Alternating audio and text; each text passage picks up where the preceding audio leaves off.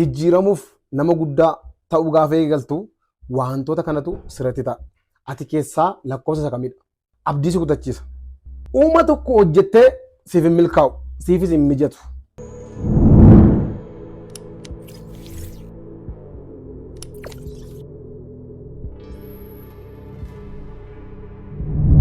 Ayyeen baga nagaan dhuftan akkam jirtu fayyaa keessanii?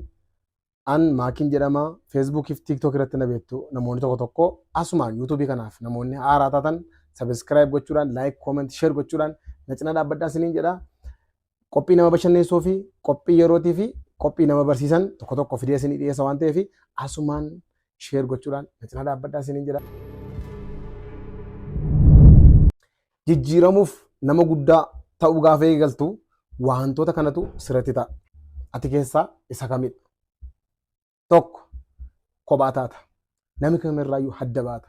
Adda si baasa. Namas si baqata.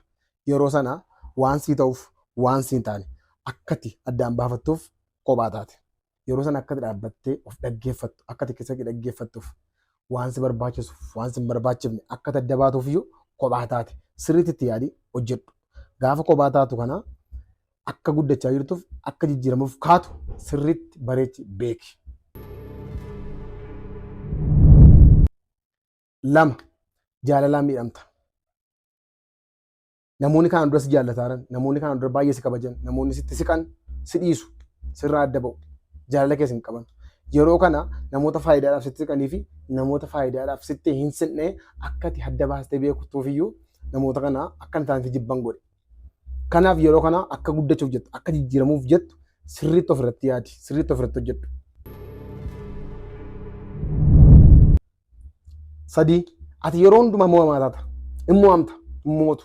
Kan hojjetta si jalaa kufa, kan hojjetta si jalaa kufa, kana dorgomta si jalaa kufa, kanatti baasi si jalaa kufa. Maaliif kun akkati wayii jireenyaa bartuuf, akkati akkaataa jireenyaa, akkaataa guddinaa bartuuf iyyuu waan sun si jalaa kufe. Yeroo kana rabbi keerratti hin gungumin. Dhaabbadhu of ilaali. Akkati keessaa muuxannoo argachaa deemtuuf, akka sammuun kee bishaachaa deemuuf, akka baay'ee jabeessitee of qabduuf iyyuu wanti kun sirriitti ta'aa jira. Namoota baay'ee waan akkanaatiin rakkataa jira. Hin hojjetu jalaa kufa, hin hojjetu jalaa kufa, hin deemu jalaa kufa, biyya alaatti hojjetu, Saawudii, Duubaayii deeman hojjetu jalaa kufa, biyya keessatti hin hojjetu jalaa kufa, biyyoota Awurooppaa deemu jalaa kufa. Wanti hundumtuu gaafas jala tabalaashaa deemu bishaachaa deemta. Gaafa bishaachaa deemtu immoo keessaa barumsa argataa deemta. Jabeessee of qabi, of hin jibbiin.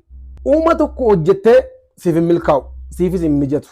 Yeroo hundumaa dadhabbii, yeroo hundumaa dafquu.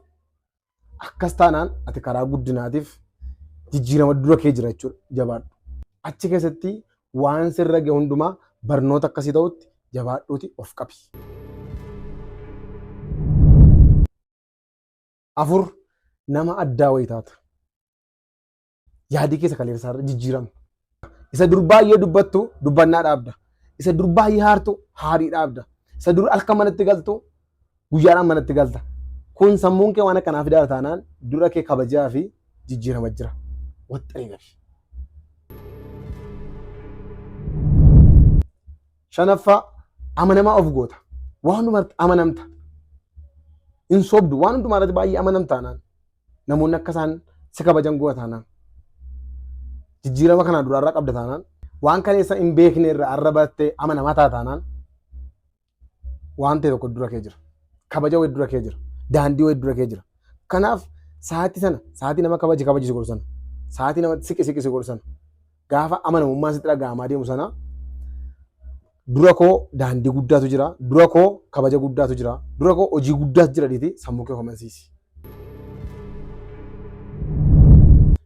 Inni ja'affaan abdii si kutachiisa.